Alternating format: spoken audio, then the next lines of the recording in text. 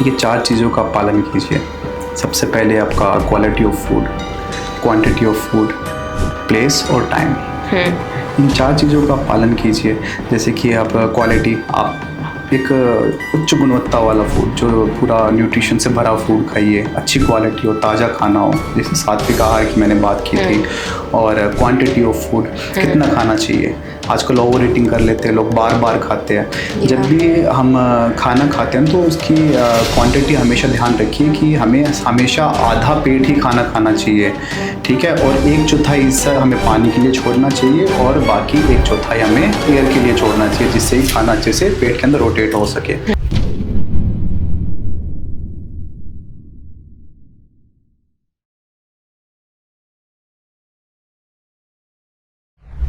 Welcome to TVT. आज हमारे साथ है योगा आचार्य रोहित कुमार। आज हम जानेंगे उनसे कैसे उन्होंने योग का पाथ चुन के अपनी लाइफ में ट्रांसफॉर्मेशन पाया, कैसे कोई एक नॉर्मल इंसान अपनी लाइफ में योगा का पाथ चूज करके अपनी लाइफ को बदल सकता है, अपनी ड्राइव, अपनी मोटिवेशन को पा सकता है। तो इन्हीं सब चीज़ों के आंसर्स हम आज उनसे जानेंगे। तो let's welcome him. Hi sir. Hello Nandini ji, TVT में इनवाइट करने के लिए आपका बहुत बहुत धन्यवाद। मैं योगाचार्य रोहित। आज इस पॉडकास्ट के माध्यम से हम जानेंगे कि किस प्रकार योग आपके जीवन में बदलाव ला सकता है और किस प्रकार आप अपने एक आहार या फिर अपने ईटिंग हैबिट्स में एक छोटे से बदलाव के साथ आप एक अच्छा स्वास्थ्य प्राप्त कर सकते हैं। सर, योगा के थ्रू सिर्फ क्या हम फ्लेक्सिबिलिटी ही बढ़ा सकते हैं, फिर कोई और चीज़ें भी हैं जो हमें हेल्प करती हैं? देखिए, योग सिर्फ फ्लेक्सिबिलिटी के लिए ही नहीं है, ठीक है। योग तो हमारे समग्र स्वास्थ्य के लिए, मतलब एक कंप्लीट वेलनेस के लिए। इससे पहले भी मैंने आपको एक बार बताया था कि इससे हम शारीरिक, मानसिक, आध्यात्मिक रूप से अपने आप को स्वस्थ रख सकते हैं। तो लेकिन आज के टाइम में लोगों ने सिर्फ योग को एक एज अ आसन के तौर पर ही देखा है कि भाई शरीर को तोड़ दिया, मोड़ लिया, मतलब अच्छे पैरों को पीछे से लेकर आगे सर पे लगा दिया कि यही योग है। नहीं, यह योग नहीं है। वो सिर्फ एक आसनाभ्यास है जिसके अभ्यास के द्वारा आप अपने शरीर में फ्लेक्सिबिलिटी बढ़ा सकते हैं। अगर सिर्फ फ्लेक्सिबिलिटी को लेकर चलें तो इसमें आपने जो बड़े बड़े जिमनास्ट है उनको देखिए, वो कितने ज़्यादा फ्लेक्सिबल है। जो एरोबिक्स करते हैं वो कितने ज़्यादा फ्लेक्सिबल है। और जो सर्कस में भी ऐसे बहुत से लोग जो ऐसे स्टंट्स करते हैं कितना ज़्यादा फ्लेक्सिबल होते हैं, है ना। और कॉमन चीज़ को लेके आप रोड पर जा रही है तो आपने कई ऐसे लोगों को देखा होगा, एक छोटा सा लोहे का रिंग में से वो शरीर को तोड़ मोड़ कर निकाल लेते हैं, है ना। अगर सिर्फ फ्लेक्सिबिलिटी ही योग होता तो वो शायद सबसे बड़े योगी होते। लेकिन योग का तो अर्थ कुछ और ही है। अगर हम भगवत गीता की बात करें तो भगवान श्री कृष्ण ने योगी को लेकर स्पेशली बताया है कि ज्ञान विज्ञान तृप्तात्मा कटुस्थो विजितेंद्रिया युक्त चित्त योगी समलोष्टाश्म न कांचना, कि जो व्यक्ति ज्ञान और विज्ञान से तृप्त हो, जिसकी सभी इंद्रियां उसके वश में हो और जिसके लिए माटी और सोना एक समान हो, वह योगी है। मतलब कि व्यवहार और विचारों से योगी बने, ना कि शरीर को तोड़ना मोड़ना योग है, ठीक है। और जैसे कि अब योग को लेकर अगर हम देखें तो योग में हमारा योगी ग्रंथ है हठ योग प्रदीपिका। तो उसमें बताया कि ना वेश धारणम सिद्धे ना कारणम न कथा क्रिया कारणम सिद्धे सत्यमेत न संशया, कि ना ही कोई वेश धारण करने से योगी बनता है, ना ही कोई कथावाचक बनने से योगी बनता है। योगी बनता है सिर्फ अभ्यास के द्वारा। जो भी हम योग में सीखते हैं, चाहे वो आध्यात्मिक रूप से हो, चाहे वो मानसिक रूप से जो क्रियाएं होती है वो, तो उनका अध्ययन करना, उनका अनुभव करना, है ना, यही योग है। हम अपनी लाइफ में यूनिफॉर्मिटी और कंसिस्टेंसी कैसे ला सकते हैं थ्रू योग? ठीक है, देखिए, अगर योग की हम बात करें तो योग एक हमारा एक योगी ग्रंथ है, पतंजलि योग सूत्र। तो उसका प्रथम जो सूत्र है वो अनुशासन के ऊपर है, अथ योग अनुशासन, कि योग की शुरुआत ही अनुशासन के द्वारा होती है। हाँ, और अनुशासन का क्या अर्थ है? कोई भी हम कार्य करते हैं तो उसके आवश्यक दिशा निर्देशों अनुसार जो भी हम उसका पालन करते हुए करते हैं वही अनुशासन है। अगर कोई भी कार्य हम अनुशासन और पूर्ण नियमितता के साथ करें तो आप किसी भी कार्य में अपना लक्ष्य प्राप्त कर सकते हैं, ठीक है। और इससे हम एक एग्जाम्पल के थ्रू समझे कि जैसे कि आपको अभी कार लेकर किसी भी हिल स्टेशन या चले हरिद्वार ही जाना है, ठीक है। तो सबसे पहले आप गाड़ी में बैठते ही जो हमारे नियम है, जो अनुशासन है, पालन करें, सीट बेल्ट लगाएंगी, फिर रोड पे गाड़ी को लेकर निकलेंगे, रेड लाइट्स आती है, साइन बोर्ड्स आते हैं कि अब राइट मुड़ना है, आप लेफ्ट मुड़ना है, तो उनका पालन करते हुए आप अपनी मंजिल तक पहुंच जाते हैं। मतलब दिशा निर्देशों का पालन किया ना, तभी तो आप वहां तक पहुंच पाइए। अगर आप उनका पालन नहीं करती तो कहीं ना कहीं हो सकता है कि आपका एक्सीडेंट हो सकता है, या आपको कोई पुलिस वाला रुकवा के आपका चालान काट सकता है। मतलब बहुत सारी बाधाएं आ सकती है। तो अनुशासन और नियमितता का अगर आप पालन करेंगे तो आप अपने जीवन में किसी भी लक्ष्य को प्राप्त कर सकती हैं। और जब आप योग को अपने जीवन में लेकर आ जाएंगे तो अनुशासन आपके जीवन में खुद ब खुद आ जाएगा। सर, लोग जैसे अनुलोम विलोम भी करते हैं, तो वही सांस की वो प्रक्रिया की, तो लेकिन लोगों को यही नहीं पता कि कैसे सांस लेनी चाहिए और कैसे छोड़नी चाहिए। तो उसकी क्या इम्पोर्टेंस है सही करने की, और क्या क्या उससे हमें बेनिफिट्स मिलते हैं ऑन अ लॉन्गर रन? ठीक है, देखिए, अगर आपको श्वास लेने की सही टेक्निक सीखनी है तो आप छोटे बच्चों से सीखिए। आपने कभी छोटे बच्चों को श्वास लेते देखा है कि जब वो सो रहे होते हैं तो किस प्रकार उनका श्वास भरते हुए पेट फूलता है और श्वास छोड़ते हुए पेट भीतर जाता है ना? तो पूर्ण यौगिक श्वसन क्रिया है। तो एक्चुअल तरीका वही है श्वास लेने का, लेकिन आज के टाइम में लोग श्वास लेना भूल गए हैं। वो डीप ब्रीदिंग करते ही नहीं है। जब डीप ब्रीदिंग नहीं करते तो तरह तरह की बीमारियां, स्ट्रेस उनकी लाइफ में आती है। ठीक है, वो ज़्यादा लो फील करेंगे, एनर्जी लेवल लो रहेगा और उनके थॉट्स भी इतने पॉजिटिव नहीं रहेंगे, और भी बहुत सारे इश्यूज उनके शरीर में आ जाते हैं। और इसको सही करने का सही तरीका है योग में प्राणायाम का अभ्यास। अगर आप प्राणायाम का अभ्यास करेंगे तो आप अपनी ब्रीदिंग को सही कर सकते हैं। और लेकिन उसके लिए आपको कुछ चीज़ों का पालन करना पड़ेगा कि प्राणायाम का अभ्यास आपको एक अच्छे योगा टीचर के सानिध्य में ही करना पड़ेगा। अगर आपने प्राणायाम का अभ्यास गलत किया तो वो आपको फायदे की जगह नुकसान भी पहुंचा सकता है। वो फायदा उतना नहीं देगा जिससे डबल नुकसान देगा। तो इसलिए हमेशा एक अच्छे योग शिक्षक के दिशा निर्देशन में ही प्राणायाम का अभ्यास करना चाहिए। और उसके भी कुछ सिद्धांत है ना? प्राणायाम के लिए सिद्धांतों का पालन करना पड़ेगा। अधोस्थानम तथा कालम मिताहरम तथा परम नाड़ी शुद्धिश्च ततः पश्चात प्राणायामम च साधयेत्। कि स्थान कैसा हो, जहां आप अभ्यास करो वो बिल्कुल साफ सुथरा स्थान हो, एक खुला हवादार स्थान हो, है ना? उसकी जमीन समतल हो। काल किस काल में करें, एक समय निर्धारित कीजिए प्राणायाम करने का। ब्रह्म मुहूर्त में सुबह सुबह उठ के प्राणायाम का अभ्यास कीजिए। उसके बाद डाइट का आता है, आपको एक बैलेंस डाइट फॉलो करना है। मिताहार मतलब एक सात्विक आहार, है ना? आपको ज्यादा मसालेदार नहीं खाना, तला भुना नहीं खाना, है ना? इस तरीके का सात्विक भोजन, ताजा पका हुआ भोजन आपको खाना है। उसके बाद नाड़ी शोधन का अभ्यास, जिसको हम अनुलोम विलोम भी बोलते हैं, उसका अभ्यास करेंगे। उसके बाद आपके प्राणायाम स्टार्ट होंगे। तो ये प्राणायाम के सिद्धांत है। हाँ। और अगर कोई ऐसे फॉलो पूरे नहीं कर रहा है, तो क्या कुछ ऐसा रेपरकशन भी है जो उसको? देखिए, अगर वो इन सब चीजों को फॉलो नहीं करते ना, उनको लाभ तो मिलता है लेकिन पूर्ण लाभ नहीं मिलेगा। अब आपको पूर्ण लाभ चाहिए तो इन चीजों को फॉलो करना ही पड़ेगा। हाँ, सिर्फ छोटे मोटे बेनिफिट चाहिए वो आपको मिल जाएंगे। लॉन्गर रन पे हमें वो चीज अचीव नहीं हो पाई। बिल्कुल।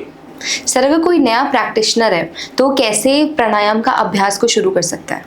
देखिए, नए साधकों के लिए जो स्पेशली प्राणायाम का अभ्यास शुरू करना चाहते हैं, उनके लिए एक हमारे हठयोगी ग्रंथ घृण संहिता में बताया कि वसंते शरदि प्रोक्तम योगारंभ समाचरेत तदा योगी भवेत सिद्धो रोगानो मुक्तो भवेत ध्रुवम।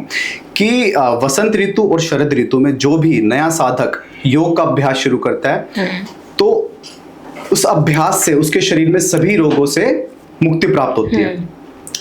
और वसंत ऋतु मतलब कि आपका मार्च अप्रैल, और शरद ऋतु हो गया आपका सितंबर अक्टूबर। तो ये 4 महीने एक नए प्रैक्टिशनर को अभ्यास शुरू करने के लिए एक बहुत ही अच्छा मतलब काल बताया गया। बट यही 4 मंथ क्यों ऐसे सिलेक्टेड है कि इन्हीं में ही प्रैक्टिशनर को शुरू करना चाहिए अभ्यास करना?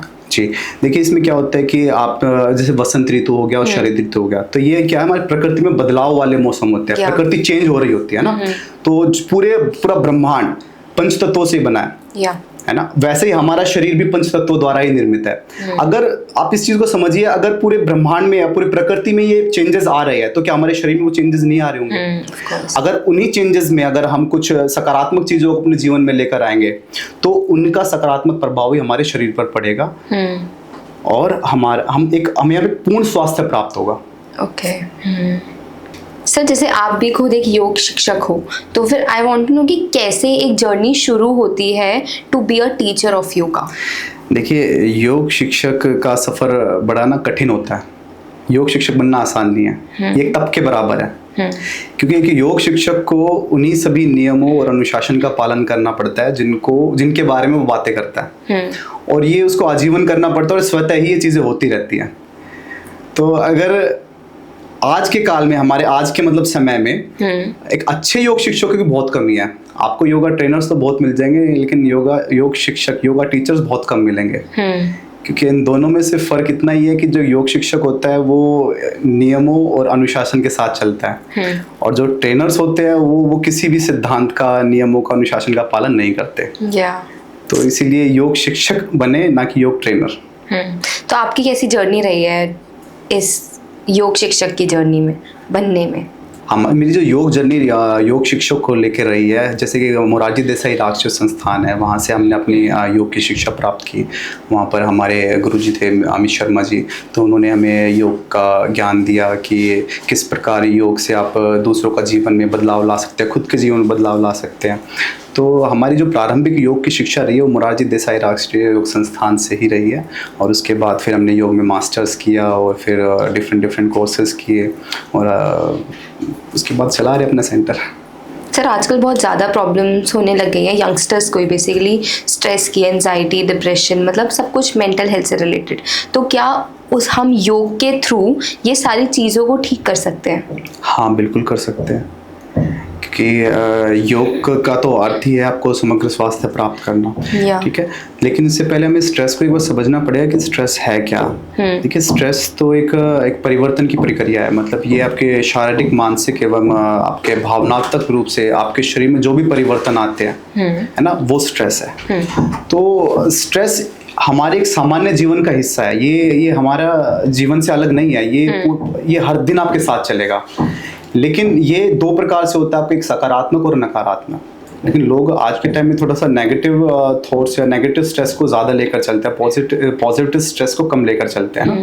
तो उसके लिए आपको यह देखना पड़ेगा कि ये स्ट्रेस हो क्यों रहा है ना। तो पहले हमें इसके जानने की जरूरत है। आज के समय में स्ट्रेस का जो मुख्य कारण है वो क्या है? Lack of sleeping, smoking, drinking, ठीक है, और पुअर ईटिंग हैबिट्स, और आपका किसी आपके प्रियजन की या किसी परिजन की मृत्यु हो जाना, उससे लोग ज़्यादा स्ट्रेस में आ जाते हैं। तो ये स्ट्रेस के ना मेन रीजंस माने गए हैं। और दूसरा इसमें क्या है कि इससे होने वाली बीमारियां कौन कौन सी है। जैसे आपके लाइफ में स्ट्रेस आता है तो आपको बीपी की प्रॉब्लम होगी, ठीक है, आपको कार्डियोवास्कुलर डिजीज होंगी, और आपको अस्थमा हो सकता है, आपको एंजाइटी होगी, और आपको कैंसर जैसा रोग भी एक स्ट्रेस के कारण हो सकता है।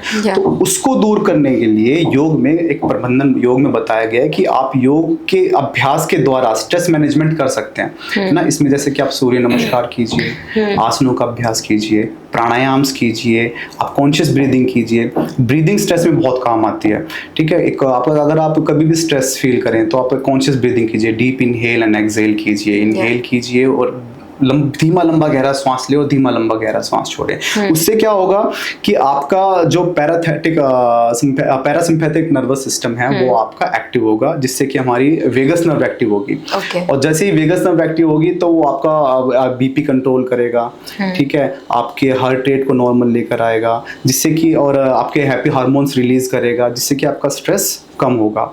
तो ये होता है कॉन्शियस ब्रीदिंग का कमाल, ठीक है। और उसके अलावा आप इसमें प्राणायाम तो हो गया, आपका मेडिटेशन कर सकती हैं, और इसमें आप हमारी एक यौगिक क्रिया है जिसको हम योग निद्रा बोलते हैं, ठीक है। और योग निद्रा का अभ्यास करेंगे तो ये स्ट्रेस मैनेजमेंट में बहुत ज़्यादा कारगर है। इसके ऊपर तो अभी आपका एम्स में पूरी रिसर्च भी हुई है। एम्स के डॉक्टर्स की टीम ने और कुछ IITN के रिसर्चर्स थे, तो उन्होंने पूरी रिसर्च की योग निद्रा पे। उन्होंने कुछ लोगों को लिया जो कि स्ट्रेस से पीड़ित थे, तो उनके ऊपर योग निद्रा का अभ्यास किया, तो उनको बड़े ही एक आश्चर्यजनक रिजल्ट सामने आए कि किस प्रकार योग निद्रा ने उनके जीवन से स्ट्रेस को दूर किया और वो ज़्यादा खुश रहने लगे वो लोग।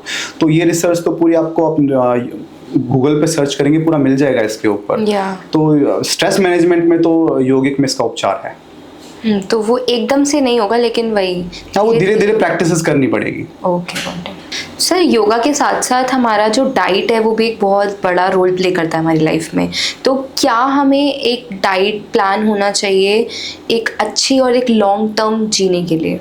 देखिए, इसके लिए आप मिताहार का पालन कर सकते हैं। मिताहार मतलब बैलेंस डाइट। आप जैसे कि सात्विक आहार, ताजा पका घर का भोजन खाइए, बाहर का खाना छोड़ दीजिए। जितनी भी बीमारियों की जड़ है सब बाहर का खाना ही है, ठीक है। और अगर हम आधुनिक युग की बात करें, आधुनिक भोजन की बात करें, तो इसमें आप देखेंगे कि ज़्यादातर लोग अपने भोजन को प्रोटीन, कार्ब्स और फाइबर्स में ही देखते हैं, है ना। आज के टाइम मतलब वो पूरा कैलकुलेट करके खाते हैं कि ये इतना खाना, इसमें इतना प्रोटीन है, इसमें इतना कार्ब है, इसमें इतना फाइबर है, पूरा कैलकुलेशन होता है उनका। लेकिन हमें जितनी भूख हो उतना खाना चाहिए, पेट भर के खाइए, ताज़ा पका भोजन खाइए, ठीक है। और दूसरा क्या होता है कि अच्छा चलो एक सिंपल सी बात बताइए, क्या आप एक दिन में अगर आप 40 ग्राम प्रोटीन खा रही हैं या कार्ब्स खा रही है या फिर फाइबर ले रही है, तो क्या उनको खाने से आपका शरीर बनता है? नहीं। फिर किससे बनता है? पूरे एक बैलेंस डाइट से, उसको पचाने से बनता है। हाँ। अगर आपका गट हेल्थी अच्छा नहीं है, आप उस कार्ब को, उस प्रोटीन को, फाइबर को पचा ही नहीं पा रही है, तो आपका शरीर भी नहीं बन सकता, आप स्वस्थ रह ही नहीं सकते। तो उसके लिए सबसे पहले आपको अपना बैलेंस डाइट करना पड़ेगा, फिर योग अभ्यास से कुछ क्रियाएं होती है वो करनी पड़ेगी, जिससे कि आपका गट हेल्थ भी अच्छा होगा और उससे आपका पाचन तंत्र मजबूत बनेगा, जिससे कि आप एक अच्छा स्वास्थ्य प्राप्त कर सकती हैं, है ना। और जैसे कि आजकल क्या हो रहा है कि आपने काफी टाइम से चल रहा है कि हमारी माइंड फीडिंग ही गलत की जा रही है, है ना। कि आप इसको ऐसे देखिए कि एक एग्जांपल के थ्रू कि चलिए बताइए कि हम कपड़े धोते हैं ना, तो कपड़े सुखाने के लिए सबसे मेन चीज क्या चाहिए? वो वायर चाहिए ना, वायर चाहिए पक्का, रस्सी, हाँ ना, है ना। अच्छा, धूप नहीं चाहिए? हाँ चाहिए। तो धूप और हवा तो सबसे मेन हो गई ना। हाँ। लेकिन मैंने आपके माइंड में क्या डाल दिया इशारा करके कि वायर चाहिए, तो आपने फटाफट से मतलब वो वायर पकड़ लिया कि हाँ इन्होंने इशारा कर दिया वायर का, तो वायर ही चाहिए। लेकिन नहीं, ऐसा नहीं है। यही होती है माइंड फीडिंग। आपने पुराने एड्स कभी देखे होंगे मैगी वगैरह के, जब एड्स आए थे, तो बच्चा स्कूल से आ रहा है, बहुत भूखा है, मम्मी भूख लगी है बड़ी तेज, खाने के लिए क्या है, तो फिर उन्होंने एकदम से याद आया 2 मिनट में तो भाई मैगी तैयार हो सकती है ना। तो ये मतलब हमारे माइंड में डाल दिया गया कि 2 मिनट में मैगी ही तैयार होती है। लेकिन हमारे इंडियन फूड्स में ऐसी बहुत सारी चीजें हैं कि जिनको शायद 2 मिनट भी ना लगे बनने में। क्या? पोहा बना के खिलाइए, उससे ज्यादा पौष्टिक है, मैदा से तो अच्छा ही है, तो वो खिलाइए ना। अब उन सब चीजों पे क्यों जा रही है? सर जैसे अब आप बोल रहे हो हम ये फीडिंग होती है, तो मार्केटिंग इसलिए ही होती है क्योंकि वो अपना ब्रांड को आपके दिमाग में फीड कर सके। तो कैसे कंज्यूमर्स जो हैं उस चीज़ से बच सकते हैं और अपनी जो डाइट है, आहार है, उसको ले? देखिए ना, जो चीज़ बन रही है वो किस चीज़ से बनी हुई है ना। उसमें आप कोई भी कमर्शियल फूड आपके सामने आ गया, पैकेजिंग वाला फूड आ गया, तो उनकी एक्सपायरी डेट होती है कि ये आज की डेट से 2 साल तक ये फ्रेश रहेगा, आप इसको बना के खा सकती है। तो इसका मतलब कुछ ना कुछ प्रिजर्वेटिव तो उसमें डाले हुए ना, जिसको वो उसको बना के रखा हुआ उसने टाइम तक उसकी लाइफ को, तो वो क्या आपके लिए अच्छा है? नहीं। तो इसलिए तो कहा है ना, सात्विक आहार कीजिए, ताजा बना भोजन खाइए, उसी से आपको अच्छा स्वास्थ्य प्राप्त होगा। अगर आपको स्वस्थ रहना है तो जितने भी कमर्शियल फूड्स है उनको छोड़ दीजिए। सर जैसे अभी आप खाने की भी बात कर रहे हो, तो चलो बाहर का खाना तो हम छोड़ देंगे, लेकिन अब जैसे वेजिटेबल्स, फ्रूट्स भी आ रहे हैं, तो उसमें भी इंजेक्शंस लगते हैं, फिर उनको भी पहले से ही पका दिया जाता है बेसिकली, तो वो भी तो उसके अंदर कुछ केमिकल्स और प्रिजर्वेटिव्स हैं ही, तो वो हमारे लिए तब फिर स्टिल सेफ कैसे होंगे? देखिए, जैसा कि आपने अभी पूछा कि हर जितना भी हम फूड जो कंज्यूम करते हैं तो टॉक्सिन तो उसमें भी है, तो उससे कैसे बचा जाए? तो उसके लिए आयुर्वेद में हमारे बहुत अच्छी चीज़ बताई गई है कि प्रत्येक इंसान को 7 चीज़ों का सेवन नियमित रूप से करना चाहिए। जैसे कि आयुर्वेद में बताया गया कि घृत मधु नवनीतम पिप्पली श्रृंग बेरम मरीच पीच दधात सत्वम सैंधवम च, कि घी, देसी गाय का घी, नवनीत मक्खन, आपका शहद और पिपली और काली मिर्च, सौंठ और सेंधा नमक, इन 7 चीज़ों का सेवन इंसान को रोज करना चाहिए। ये 7 चीज़ आपके शरीर से टॉक्सिन को बाहर निकालेगी। ऑल्सो सर जैसे आप बता रहे हो कि घी और बटर, मतलब फिर तो ऐसे लोगों का फैट ज़्यादा बढ़ जाएगा ऐसे तो। नहीं, मैंने बटर की बात नहीं की ना जो मार्केट में अमूल का मिलता है, मैंने बात की है जो मक्खन, देसी गाय के दूध से जो मक्खन तैयार होता है। उसमें भी तो फैट होता होगा ना? नहीं, देसी गाय के उसमें फैट नहीं होता, वो हमारी सेहत के लिए बहुत अच्छा होता है। लेकिन आजकल तो देसी गाय भी नहीं मिलती, तो हमें कैसे पता कि वो सही आ रहा है या गलत आ रहा है? मिलता सब कुछ है, अगर आप ढूंढेंगे तो जरूर मिलेगा। ठीक है। सर जैसे जो एथलीट्स होते हैं, जो हमारे लीडर्स हैं, पॉलिटिकल लीडर्स भी और भी हमारे लाइक बॉलीवुड के भी पीपल या सब कुछ, तो क्या वो सब भी योग का अभ्यास करते हैं? हर क्षेत्र का व्यक्ति योग का अभ्यास करता है, चाहे वो एथलीट हो या कोई बड़ा लीडर हो।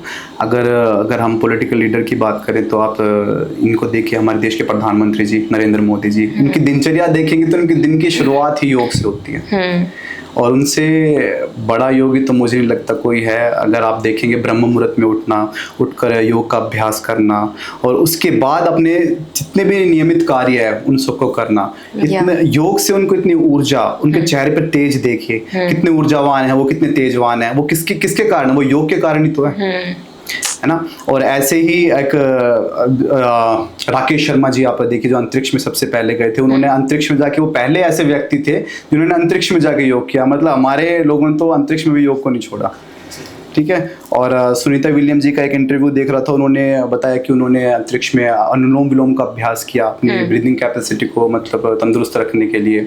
तो ऐसा नहीं है कि बड़े बड़े एथलीट्स और आपके बड़े बड़े पॉलिटिकल लीडर सब योग करते हैं। और नरेंद्र मोदी जी के तो द्वारा ही 21 जून को जो हमारा अंतर्राष्ट्रीय योग दिवस मनाया जाता है, पूरे विश्व में मनाया जाता है, वो उन्हीं के कारण है। है ना। और आयुष मंत्रालय है, आयुष मंत्रालय अभी योगा काउंटडाउन शुरू किया हुआ है 21 जून तक। मतलब योग के प्रति जागरूकता बहुत है और लोग इसमें नियमित रूप से कार्य भी कर रहे हैं। तो इसलिए योग ना करें, योग से सहयोग करें अगर आपको स्वस्थ जीवन पाना है तो। ऑल्सो योगा के थ्रू अपना करियर कैसे बना सकते हैं लोग?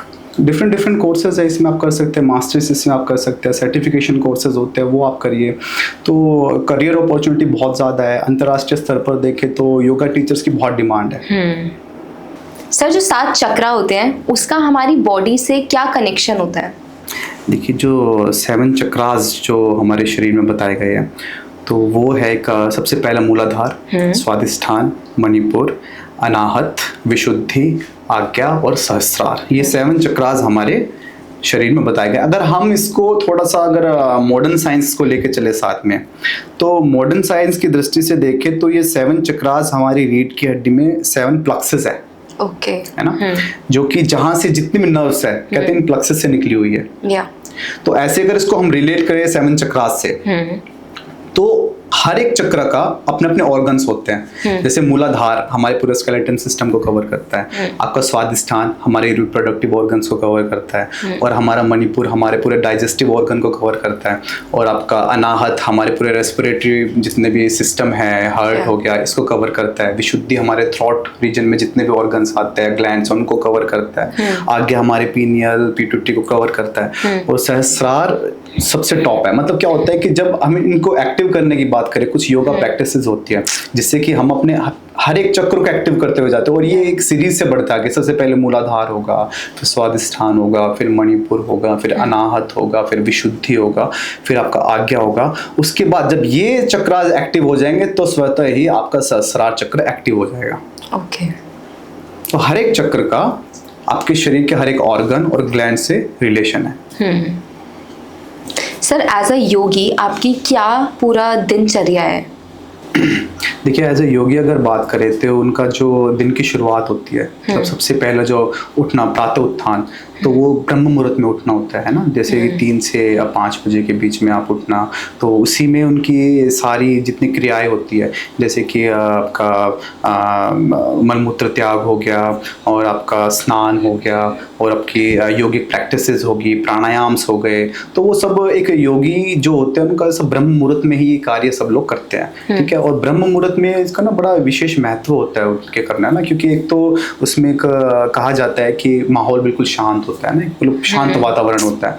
और दूसरा आपका एक ऑक्सीजन लेवल सबसे हाई होता है सुबह ब्रह्म मुहूर्त में। उसको एक अमृत वेला का नाम दिया गया है कि कहते हैं कि जैसे कि ब्रह्म मुहूर्त में जो योग का अभ्यास करता है तो उसको एक अमृतत्व प्राप्त होता है। जैसे जो अभ्यासी जो मतलब योग साधक है और वो ब्रह्म मुहूर्त में उठकर उसका अभ्यास करता है तो उसको अमृतत्व प्राप्त होता है ना। उसके शरीर से तरह तरह के रोग दूर हो जाते हैं। तो ब्रह्म मुहूर्त में एक योग साधक या फिर योगी के लिए एक बहुत बड़ा महत्व शुरू से ही रहा है, क्योंकि एक अनुशासन है, एक नियम है। मैंने बताया था नियम और अनुशासन की बात करें तो सबसे पहला नियम तो यही है कि सबसे बड़ा चैलेंज या तप बोलो उसके लिए यही है कि सबसे पहले ब्रह्म मुहूर्त में उठे, उसका अभ्यास करें, फिर उसके बाद अपनी पूरी दिनचर्या के जो भी कार्य वो सभी कार्य करें। योगा प्रैक्टिस से क्या लाइफ लेसन्स आपको मिले हैं जो आपने अपनी लाइफ में अप्लाई करें? इसमें तो यही है कि लाइफ लेसन्स तो क्या होगा कि आपको जीवन में बदलाव, एक योग क्या है, जीवन में बदलाव लाने की प्रक्रिया है ना। जैसे योग आपके जीवन में आएगा, एक बदलाव अपने आप ही, एक अनुशासन, एक नियमितता वो खुद से ही आपके जीवन में आएंगी। सर, योग के थ्रू हम कैसे अपना सेल्फ रियलाइजेशन कर सकते हैं?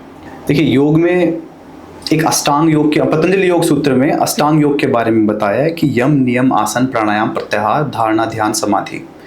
तो ये 8 स्टेप्स बताए गए हैं। तो सबसे पहले हम को यम का पालन करना पड़ेगा। यम मतलब कि हमारे सोशल डिसिप्लिन्स, ठीक है। फिर आपका नियम आपके व्यक्तिगत डिसिप्लिन हो गया। फिर आसन के आप अभ्यास करेंगे। फिर प्राणायाम का आप अभ्यास करेंगे। फिर प्रत्याहार करेंगे। फिर धारणा करेंगे। फिर ध्यान करेंगे। फिर आप समाधि करेंगे। जब आप इन स्टेप्स को, पिछले 7 स्टेप्स को फॉलो करते हो, आप समाधि तक पहुंचेंगे। समाधि की अवस्था के बाद ही आपको आत्म जागरूकता का अनुभव होगा, क्योंकि आत्म जागरूकता ये क्या है ना कि एक अनुभव का विषय है। इसको आप डिफाइन नहीं कर सकते कि ये इसको फील आप कैसे फील करेंगे या आपको कैसा अनुभव हुआ, ये सिर्फ क्योंकि एक अनुभव का विषय है। और जब आप इन सब स्टेप्स को फॉलो करते हुए आगे बढ़ेंगे, जब आप समाधि तक पहुंचेंगे तो उसके बाद आपको आत्म जागरूकता, सेल्फ रियलाइजेशन होगा। आप खुद के बारे में जानेंगे, खुद के लिए आप जागरूक होंगे, है ना। तो यही है, आप अष्टांग योग का पालन कीजिए। सर, खाना खाने का सही नियम क्या होता है? ये 4 चीज़ों का पालन कीजिए। सबसे पहले आपका quality of food, quantity of food, place और टाइम। इन 4 चीज़ों का पालन कीजिए। जैसे कि आप क्वालिटी, आप एक उच्च गुणवत्ता वाला फूड, जो पूरा न्यूट्रिशन से भरा फूड खाइए, अच्छी क्वालिटी हो, ताज़ा खाना हो, जैसे सात्विक आहार की मैंने बात की थी। और क्वांटिटी ऑफ फूड, कितना खाना चाहिए। आजकल ओवर ईटिंग कर लेते हैं लोग, बार बार खाते हैं। जब भी हम खाना खाते हैं तो उसकी क्वांटिटी हमेशा ध्यान रखिए कि हमें हमेशा आधा पेट ही खाना खाना चाहिए, ठीक है। और 1/4 हिस्सा हमें पानी के लिए छोड़ना चाहिए और बाकी 1/4 हमें एयर के लिए छोड़ना चाहिए, जिससे ही खाना अच्छे से पेट के अंदर रोटेट हो सके, ठीक है। और दूसरा का प्लेस एंड टाइम। तो प्लेस आपका क्या हो कि आपको हमेशा ज़मीन पर बैठकर, है ना, जैसे क्रॉस लेग्स में बैठते हैं तो ज़मीन पर बैठकर ही खाना खाना चाहिए। उससे आपका एक होता है कि पाचन तंत्र मजबूत बनता है और खाना थोड़ा जल्दी एक डाइजेशन प्रोसेस में जाता है। और दूसरा आपका टाइम, कि आपको किस समय खाना खाना चाहिए। तो सबसे मेन है समय का, कि आजकल लोगों को यही नहीं पता उनको खाना कब खाना है। वो कभी रात को 1 बजे भी खा लेते हैं, कभी 2 बजे भी उठकर खाएंगे, तो और दिन में बार बार खाएंगे, है ना। एक पुअर ईटिंग हैबिट्स हो जाती है कि हर 2 घंटे बाद खाना खाना है, कुछ ना कुछ खाते रहना है, चबाते रहना है। तो ये बहुत बहुत बेकार चीज़ है। तरह तरह की बीमारियों को आप न्योता दे रहे हैं अगर आप ऐसा कर रहे हैं तो उसके लिए क्या है कि आप एक नियम बनाइए कि जैसे कि सुबह का भोजन जो आप ब्रेकफास्ट करते हैं वो सूर्योदय होने के मतलब कुछ 1.5-2 घंटे बाद ही कर लें। और दोपहर का भोजन इसके बाद सीधा 6 घंटे का आप गैप दीजिए। हर एक मील के बीच में आपका 6 घंटे का गैप आपको देना ही चाहिए, क्योंकि उससे क्या होगा, जो आपका जो फूड आपने जो खाया वो अच्छे से डाइजेस्ट हो सके, है ना। तो उसके बाद आप दोपहर का भोजन कीजिए 1-2 बजे के करीब कीजिए। और शाम का भोजन सूर्यास्त से पहले, यानी प्रथम प्रहर में कर लीजिए। 6 से 9 के बीच में भी आप कर सकती है, लेकिन आप उसको अगर आप 6 बजे या फिर 7 बजे मैक्सिमम कर लेंगी तो वो आपके लिए बहुत ही ज़्यादा फायदेमंद रहेगा। और हमेशा ये ध्यान रखिए कि खाने और सोने के बीच में हमेशा 2.5 से 3 घंटे का गैप हमेशा होना ही चाहिए। ओके, तो रात में हम मतलब सूर्यास्त से पहले ही क्यों खा लेना चाहिए?